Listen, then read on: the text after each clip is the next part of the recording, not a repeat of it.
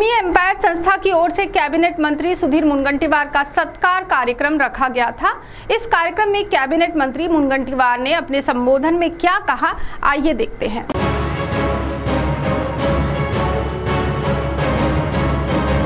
भूमि empire संस्था की or say cabinet मंत्री सुधीर मुनगंटीवार का सत्कार कार्यक्रम रखा गया था। यह आयोजन शहर के भानापेट वार्ड में स्थित संताजी भवन में संपन्न हुआ। कार्यक्रम स्थल पर कैबिनेट मंत्री सुधीर मुनगंटीवार के आगमन पर उनका पारंपरिक तरीके से स्वागत किया गया। कैबिनेट मंत्री सुधीर मुनगंटीवार के हाथों दीप प्रज्वलन की शुरुआत की गई। उपस्थित सभी मान्यवरों ने दीप प्रज्वलन किया, जिसके बाद महान स्मृति के तैलचित्र को पुष्पहार अर्पण कर उपस्थितों ने अभिवादन किया। तत्पश्चात मंच पर मान्यवरों का आगमन हुआ।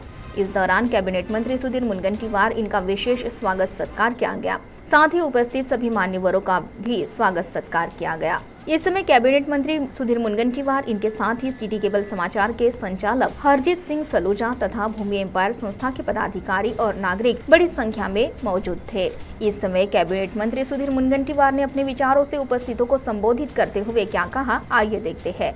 गरीबों के मसीहा देश गौरव नरेंद्र मोदी जी ने सांगितलं की 2024 ते 2029 हे 5 वर्ष 18वी लोकसभा ही देशाच्या सन्मानाची, हे गोरगरिबांच्या उन्नतीची, शेतकरी शेतमजुराच्या महिलांच्या सन्मानाची।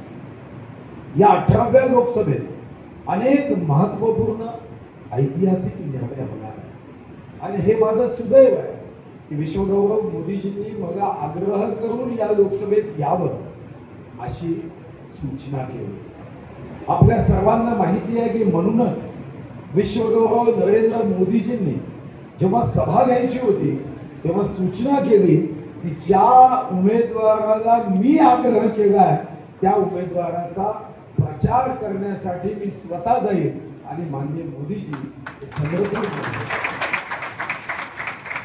आपल्याशी संवाद करण्यासाठी आले, संभाषण करण्यासाठी आले। या जिल्ह्याच्या विकासामध्ये मी मोठे योगदान दिलं आणि तुमच्या सर्वांची सदिच्छा राहिली तर यापेक्षाही 10 पट योगदान ही भारत सरकारकडून, केंद्र सरकारकडून मी निश्चितपणे या मतदारसंघाच्या विकासाला गती देण्यासाठी, गोरगरिबांची सेवा करण्यासाठी आणि सर्वांच्या इच्छा आकांक्षा पूर्ण करण्यामध्ये योगदान देण्यासाठी मी निश्चितपणे खर्च करेन। CTV के लिए प्रतिनिधि वैभव रेयारकर की रिपोर्ट।